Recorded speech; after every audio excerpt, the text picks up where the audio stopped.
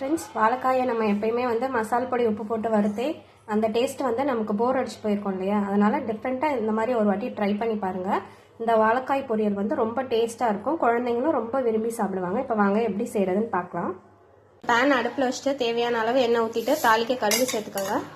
ஒரு பெரிய வெங்காயம், மிளகா, கருவேப்பிலை போட்டுக்கோங்க.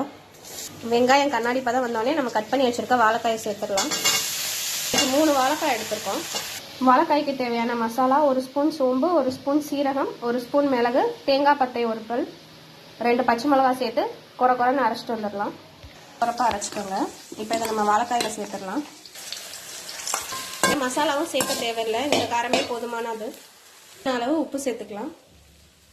வாழைக்காயை நம்ம தனியாக வேக வைக்கல, இப்போ தண்ணி சேர்த்தும் வேக வைக்கல. அதனால ஒரு 20 நிமிஷம் லோ ஃப்ளேமில் வச்சு மூடி வேக வைக்கலாம். இந்த வேர்வையிலே நல்லா வெந்துடும். அது காய் வறுவல் ரெடி ஆயிடுச்சு. நீங்களும் செஞ்சு பாருங்கள் ஃப்ரெண்ட்ஸ், ரொம்ப டேஸ்ட்டாக